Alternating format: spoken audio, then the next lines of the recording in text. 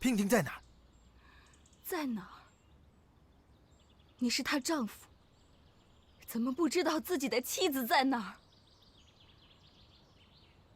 他当初不顾一切的寻找你，就是为了这一生跟你一起共度。你怎么舍得让他葬在了孤零零的荒山野岭中？你真的好狠毒啊！你说什么？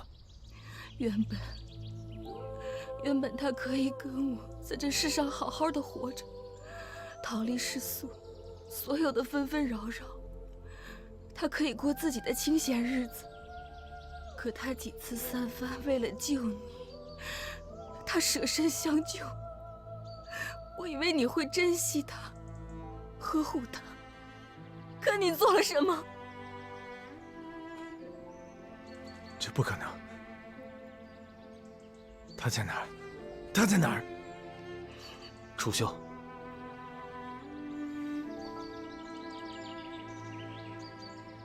我知道，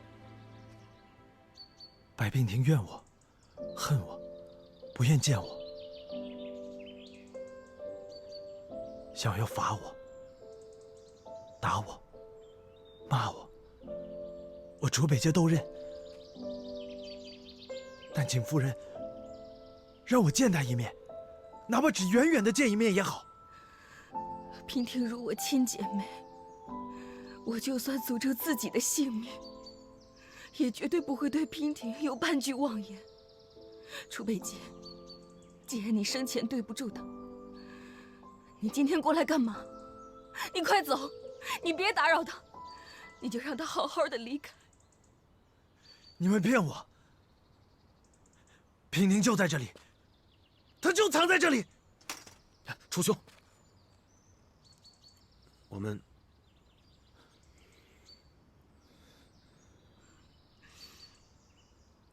在松森山脉找到了白姑娘的尸骨，还有她一直佩戴的夜明玉簪。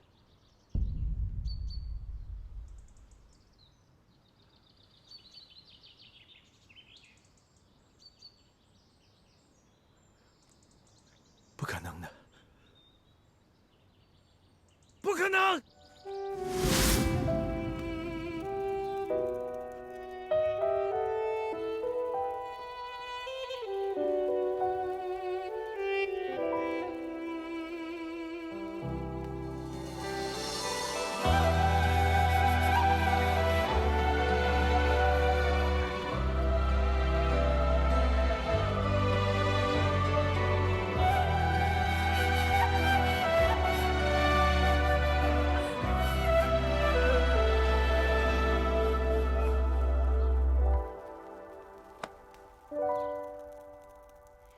白姑娘遭人毒手，死状凄惨，则饮上不忍直视。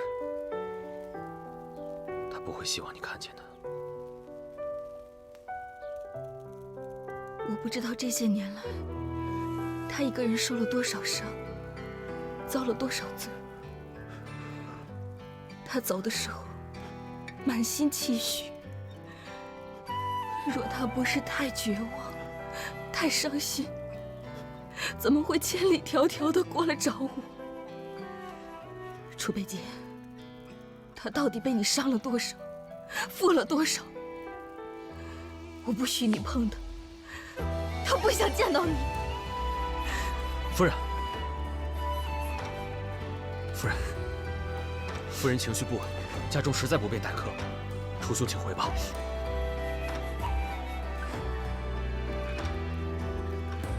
娉婷的何时出殡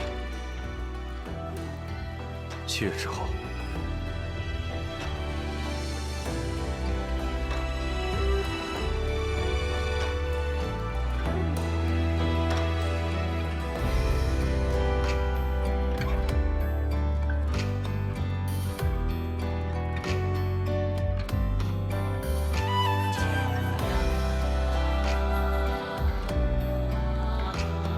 娉婷有过一个很傻的念头，有多傻？傻到希望王爷对我，不管世事百转千回，都离不开初衷。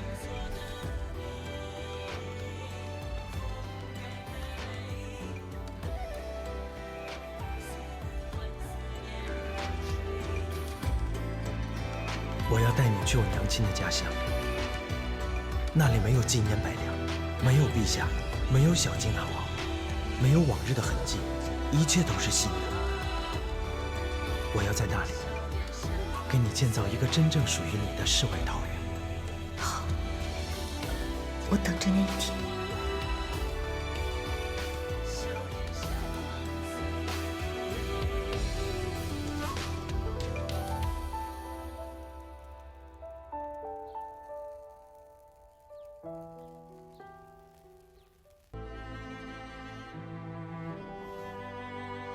我想为你寻一处墓地。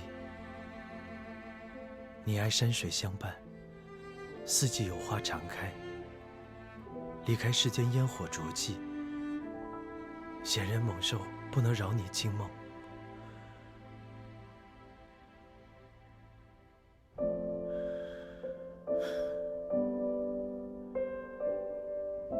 他这辈子流离失所，我想让他好好休息。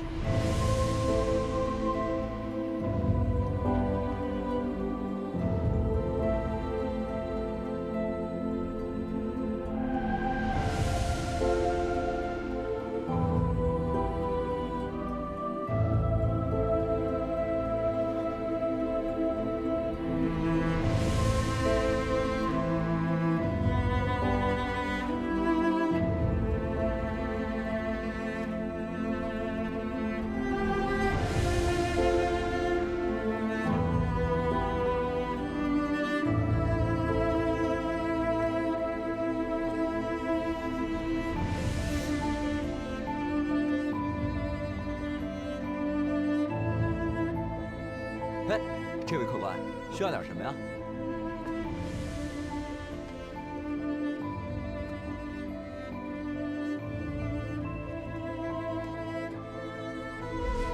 王爷，若是在回来的途中遇到卖鞋的地方，为娉婷带一双鞋吧。掌柜，哎，这样的绣履，你有多少？不知道客官想要几双啊？我妻子要出远门，我想多买几双给她，让她走得舒服一些。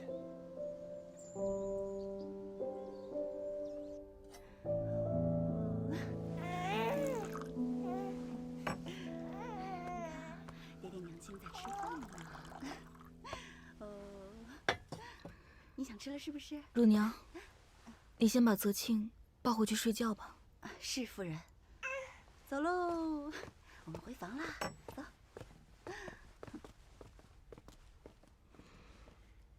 这段时间你都没好好吃东西，再这么下去，身体受不了。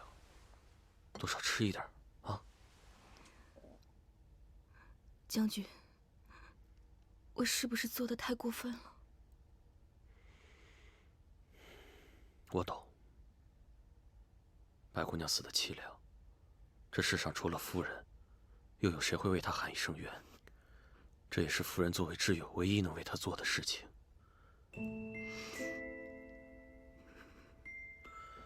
但是作为一个男人，楚北洁的痛苦我也看得非常清楚。他们两个人爱得太不容易，而且我觉得他已经尽力了。我这么说不是劝夫人原谅楚北洁，而是因为事已至此，恐怕他的下半辈子都会在悔恨当中度过。夫人就别再咄咄逼人了，啊！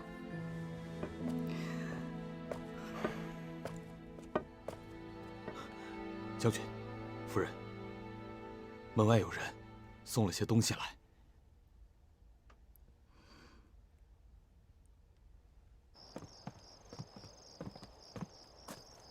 小人是城里香烛坊的老板，今天有客官订了800对蜡烛，让我送到府上来。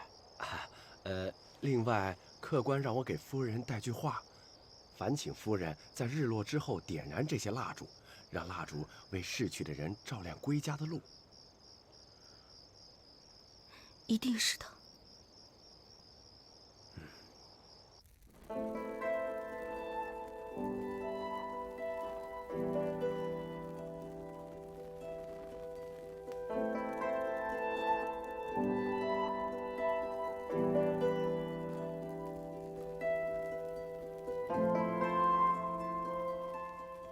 明天还是把他找来吧。大老远的巴巴过来，想想也怪可怜的。好，明天我去把他找过来。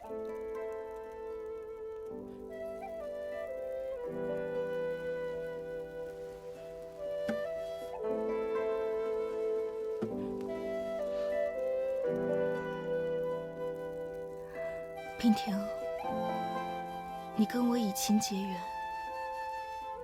自从我嫁到大梁以后，你有数年没有听到我的琴声。今夜夜色烛光甚美，我与夫君给你弹曲安魂。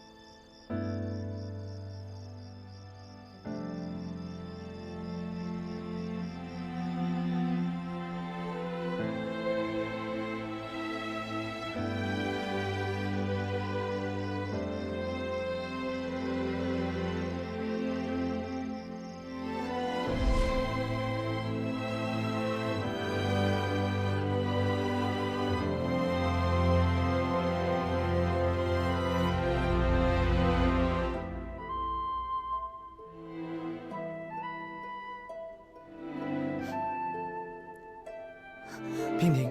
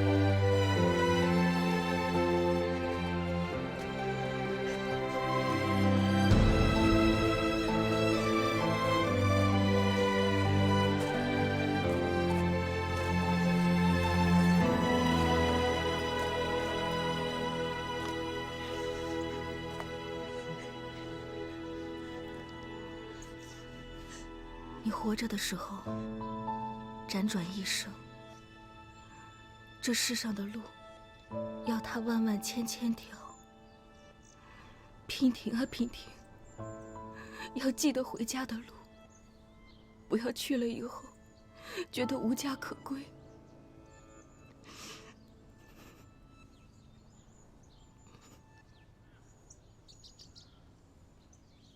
夫人，我们要不要再等等？有什么可等的？说的再深情，也不过值800对蜡烛，竟在这个时候消失。亏我还想原谅他。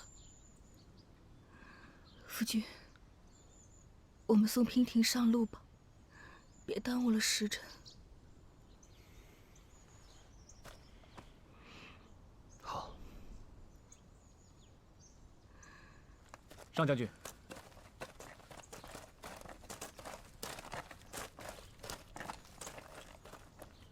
你怎么来了？我们收到上将军的书信，得知白姑娘去世的消息，我等便匆匆赶来。晋梁大战，如若没有白姑娘相助，这满街的兄弟，恐怕早已成为孤魂野鬼。只是没想到，我们大恩还没报，白姑娘就已经……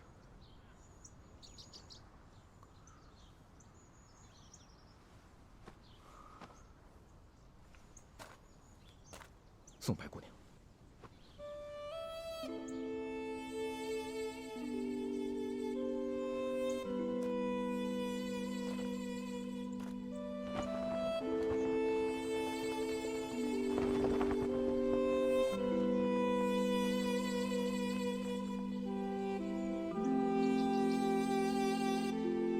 送白姑娘，送白姑娘。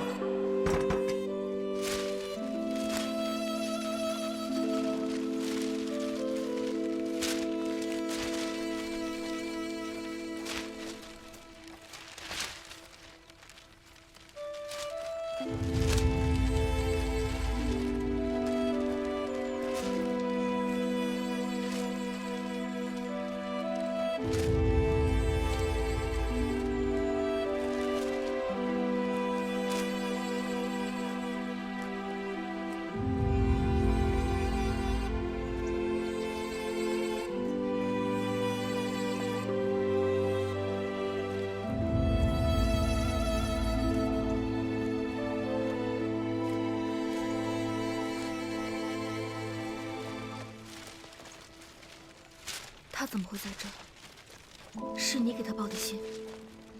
我没有给他送过信。东山别院，生死相依，莫不敢忘。主默然，为王妃送行，为王妃送行。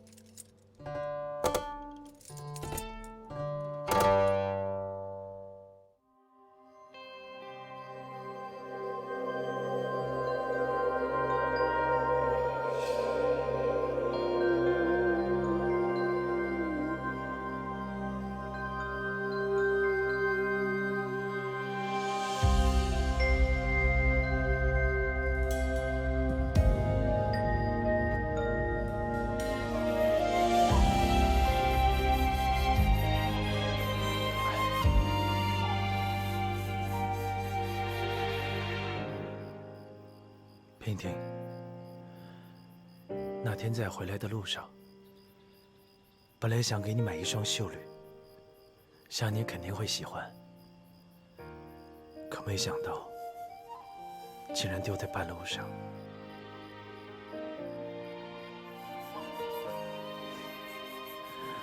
不过你看，我又买了好多双给你。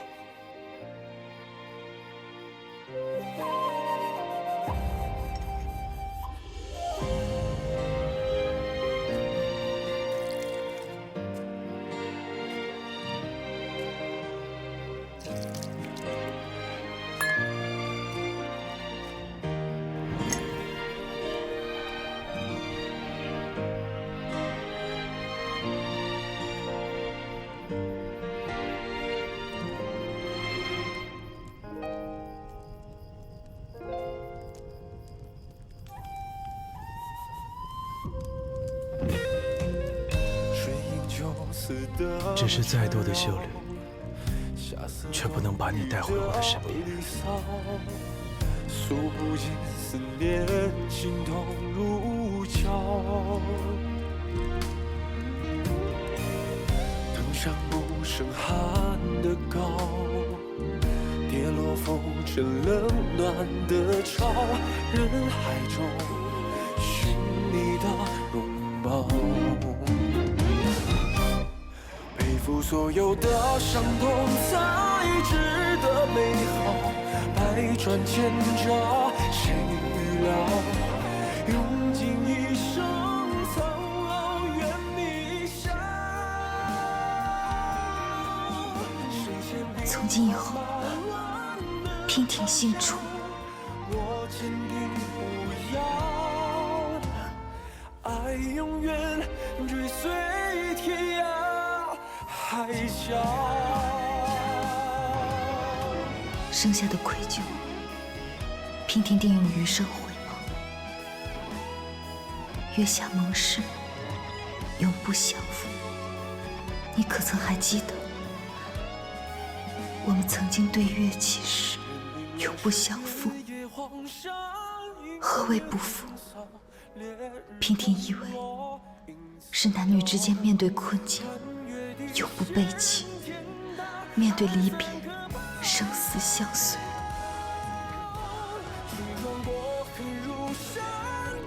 娉婷，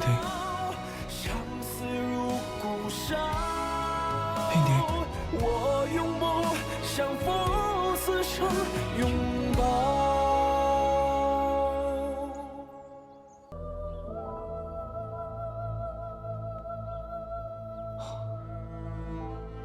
奉天承运，滋耳清凤，镇北王妃白娉婷，爱琴已甚，本王感怀已久，今芳魂永逝，五韵已绝，本王哀思不已。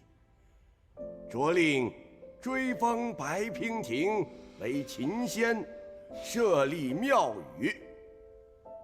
本王自继位以来，高坐庙堂，无感百姓之乐，黎民之所苦。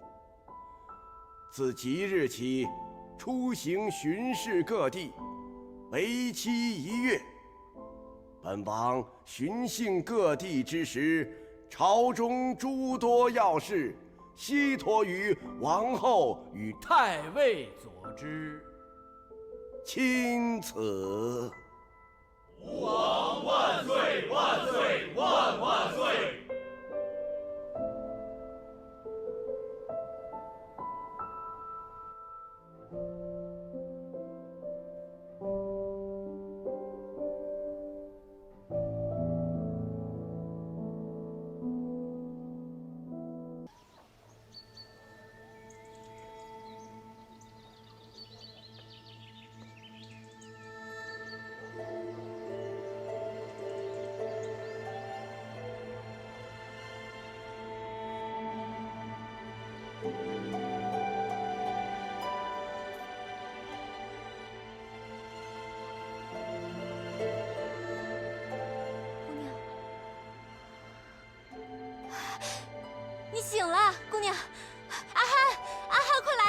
哎，姑娘醒了，快来！姑娘醒了。对呀，快看！姑娘，姑娘，还认得我吗？我是阿汉呐。阿汉大哥。哎呦，还认得，还认得，认得就好，认得就好。姑娘，早知道我就该拦住你，不该让你上山。你说这山上多危险呢。可是，我记得我上了山，后来……反正啊，我上山的时候，我远远就看见那个早就不知道废弃了多久的关卡那边燃了烟火，我就觉得奇怪啊，我朝那边过去了，就发现你晕在那儿了。你说你也是要当娘的人，怎么把自己弄成这样啊？是你们救了我。哎呦，没事没事，没事就好。姑娘，只要你没事就好啊。你不知道，你都已经躺了10天了，总算是醒过来了。是啊。哎呀，姑娘你别动。慢点。我躺了10天，见到我妹妹了吗？我上山采药的时候啊，我就看到你一个人晕在那儿，就把你带回来了，也没见到你妹子啊。醉君，姑娘，你别着急，别着急。对呀，姑娘，我们请郎中给你看过了，你和孩子现在都还有危险。郎中开了几副药，嘱咐你一定要好好静养，千万不能下床走动。你觉得现在怎么样？有没有哪里不舒服呀？我没事，多谢大姐大哥，给你们添麻烦了。哎呦，不麻烦不麻烦，姑娘，你福大命大，凡事都会逢凶化吉的。更何况你对我们有大恩，你只要好好养身体，我们俩就心满意足了。是啊。哎，对了，药熬好了吧？哦，对了，我去看看药去啊。快去快去。姑娘，你好好躺着，我去忙活了。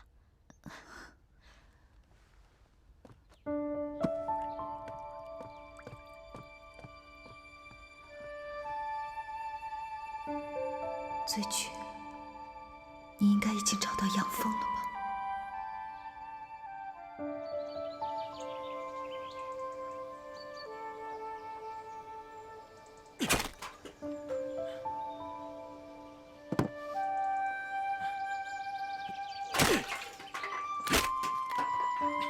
阿汉大哥，白姑娘，你下床干嘛呀？快进屋休息啊！我是来向你告辞的。我和我妹子走散了，放心不下，我必须得去找她，再也不能耽搁了。你去哪儿找她呀？我要去大梁。那你为何不从？阿汉大哥，不瞒你说，我是只能翻山过境的人。啊，姑娘，你等一下啊！当家的，哎，怎么了？拿一身你的衣服给白姑娘。好，好。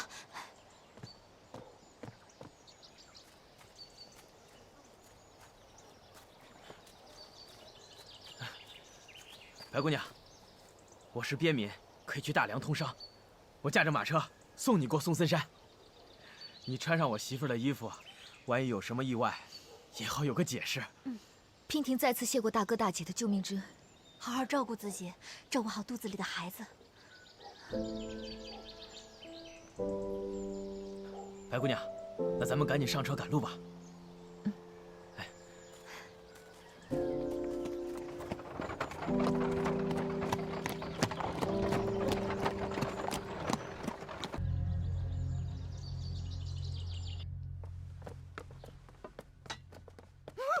擦干净点。鬼呀！鬼呀！鬼！大白天的，你胡说什么你？白姑娘，这是怎么了？怎么吓得话都说不清楚了？你快起来，起来！见鬼了！见鬼了！真的是白姑娘。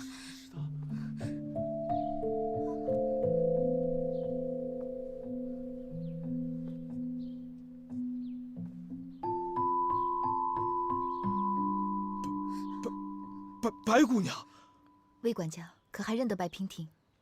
啊，魏婷自然认得。敢问姑娘从哪里来啊？我自白兰翻越松森山而来，本来早该到了，但路上遇到意外，耽搁了一些时日，没死吧？只是不知这府中众人为何见到我如此害怕。啊，白姑娘恕罪，这其中恐怕有些误会。哦，白姑娘，请先在此休息，我这就去通传将军跟夫人。倘若知道你还活着，不知该有多高兴。还活着？哦，说来话长。传喜，传喜，快给白姑娘奉茶。我去就来。白姑娘这边请。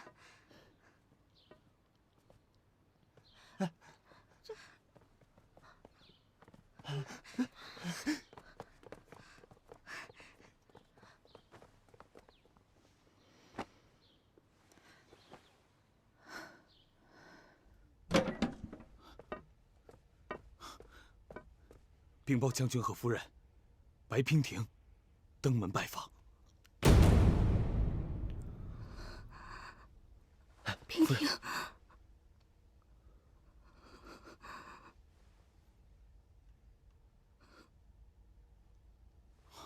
白姑娘，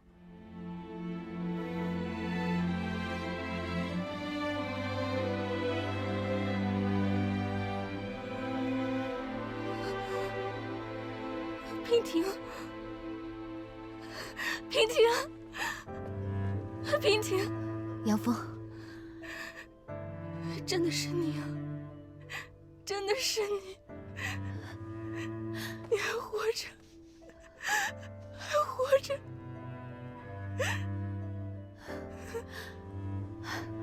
我还活着呢。你们一定是找不到我，以为我死了吧？难怪刚刚传喜他们一见到我就一脸的古怪。哎，醉菊呢？赶紧把他叫出来吧。他怕是见不到我，也一直在担心，见到我能好一点。啊！醉菊，醉菊是谁啊？醉菊没来找你们吗？不对啊，如果醉菊没有来找你们，你们是怎么上山找我的？发现我不在，然后以为我死了的呢？白姑娘，我们的人在山上发现了被狼群撕咬的尸体，还有女人的衣服，里面有你的一只玉簪。醉菊，答应我，一定要活着，活着替我好好照顾她。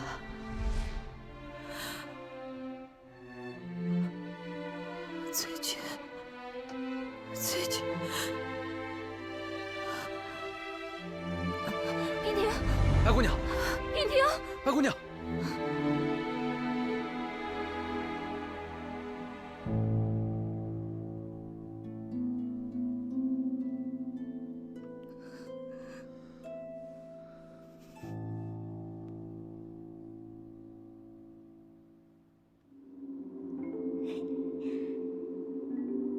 姐姐，你快点好起来吧。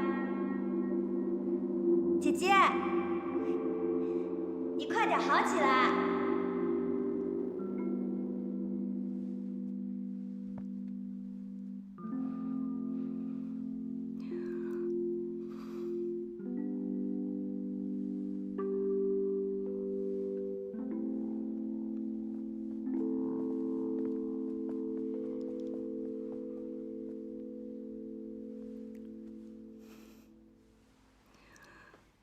怎么样了？一直在做梦。刚开始见面的时候，还好好的。别担心，因为失了针，所以才会睡得如此沉。医者说了，若是能让他睡到明天上午才好呢。可是医者说，他的胎儿还不稳定。真不敢想象，像她这般柔弱的女子，怀着孕，一路孤身一人走过来，从重重关卡之中逃离出来。真不知道她吃了多少苦，遇到了多少危险。你要相信他，他不是别人，而是名传天下的白娉婷。当年夫人你为他感到骄傲，他自己又何尝不是呢？白姑娘很坚强，她一定会保住自己，还有孩子的。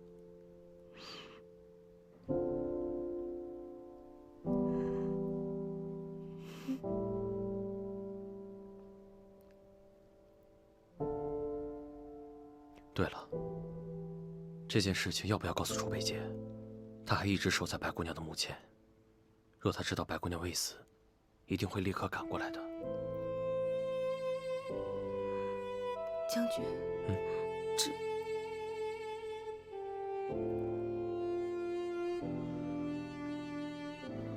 也罢，要不然就等白姑娘醒了以后，让她自己做决定吧。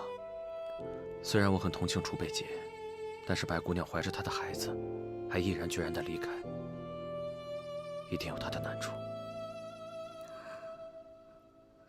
将军说的是。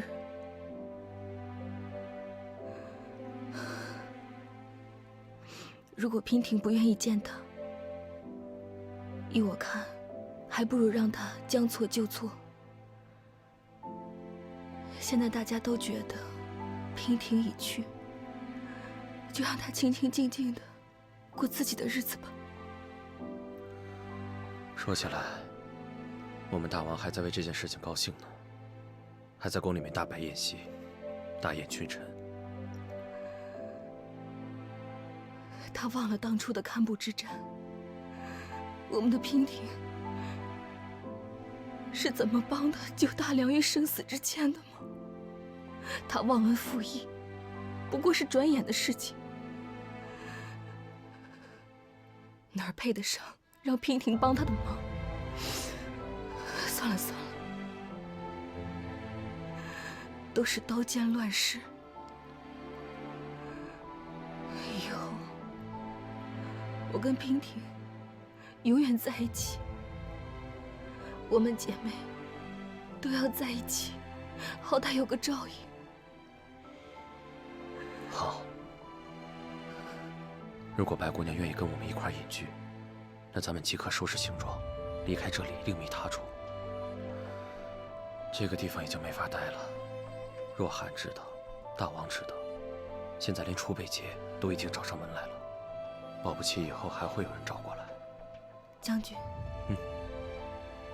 等到这次我们隐居以后，就跟若涵还有你那个大王了断音信吧。好。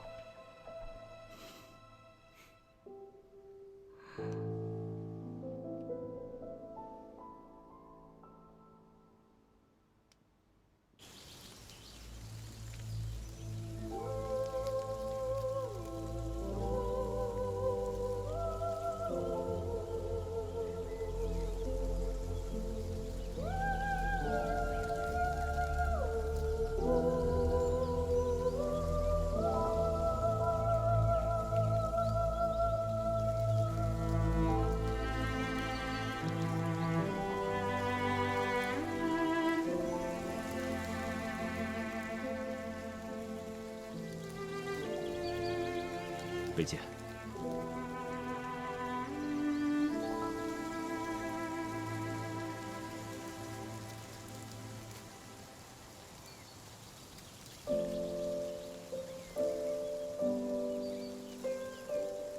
白姑娘就葬在此地。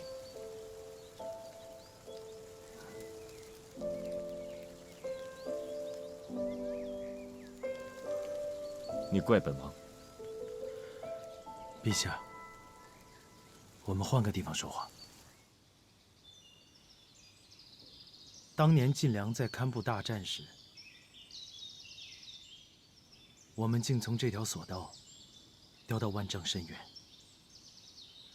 所有人都以为我们必死无疑，但没想到，我们捡回了性命。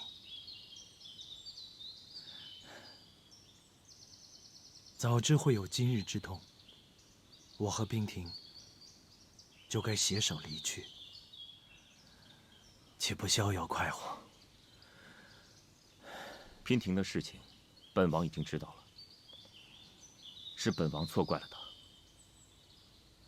本王已经给他证明，临行之前，本王还封他为秦仙，让他位居大晋的神位，永享香火。如果他在天有灵，就再也不会觉得委屈了。陛下，人都已经不在了，神位又有什么用？这样高居在神龛之上，娉婷得有多寂寞？本王也很后悔。如果有他在，陛下，北捷这一次真的要走了，请陛下保重。北捷，北捷，你可知道，你是本王的亲王弟？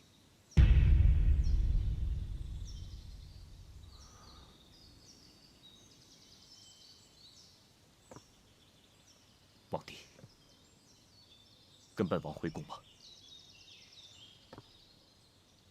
陛下，你在说什么？你糊涂了吗？本王清醒得很。本王只怕这个秘密再不告诉你，就会永远的失去你。北捷，你要知道，你是本王同父异母的亲弟弟。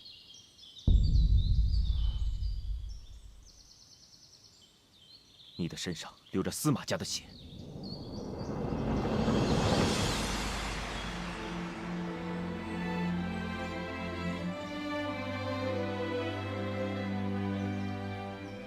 当年太后令所有的知情人保守这个秘密，你的母亲为了信守诺言，竟自缢而死。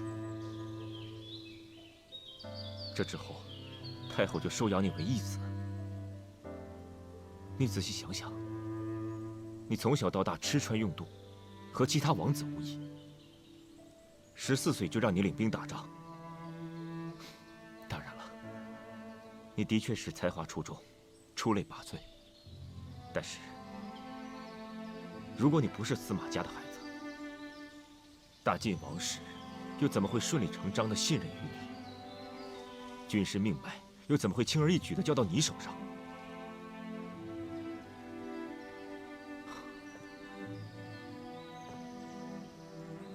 北捷，跟本王回宫吧。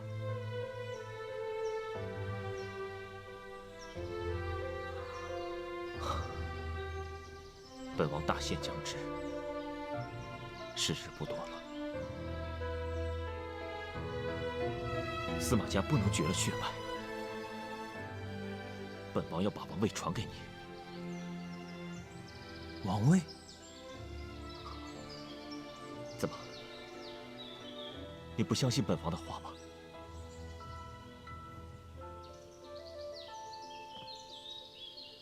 陛下，事到如今，相不相信又如何？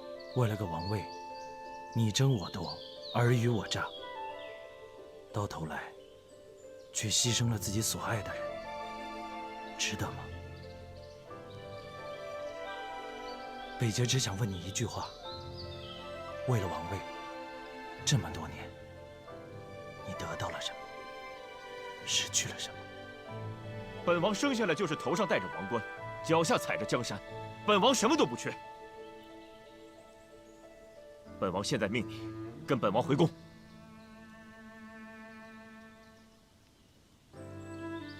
请恕北捷，不能从命。北捷，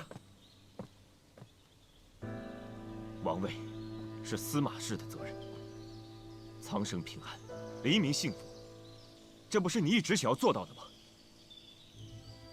你只有坐上了王位，拥有更大的权力，一统江山。陛下是北捷的恩人，若不是当年陛下坚持留下北捷，怎么会有今天的镇北王？这些年，陛下与北捷共同进退，北捷的心中也一直把你当成我亲哥哥。北捷坚持到现在，不为权势，只为报恩。但这些年来，兄长的变化，北捷看在眼里，痛在心里。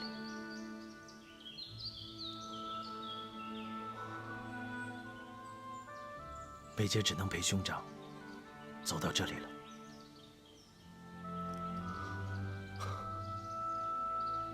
本王知道你累了，想要过一段平平静静的日子。魏兄答应你，只要本王多活一天，就会努力支撑大晋江山一天。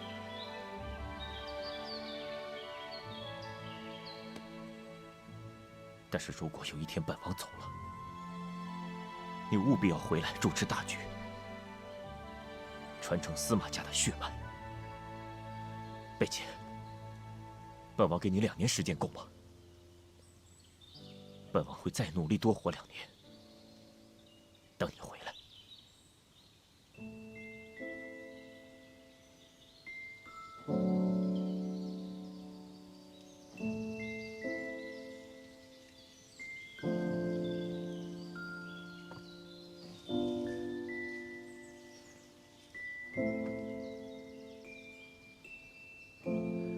请恕北捷不能给陛下这个承诺。愿陛下能够打起精神，振作起来，护佑我大晋疆土，永固无虞。你会回来吗？山间风大，请陛下珍重。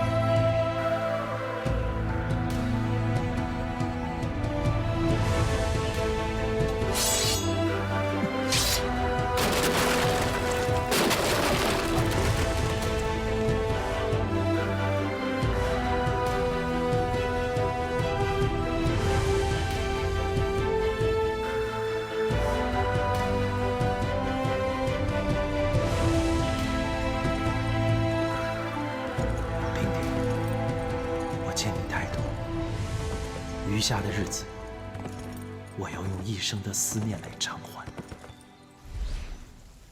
娉婷，你是清澈的溪流，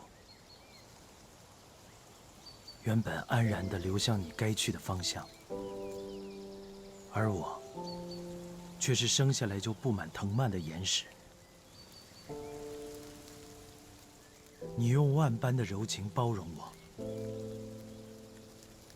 我却让你历经曲折，直至干涸。我本来是没有资格去爱你的，今天我斩断了身上连接血脉的枷锁，我不再是从前的我了。你现在让我做什么，我都可以做，你只需要容我自在的在你身边陪着，做一个真正属于你的我。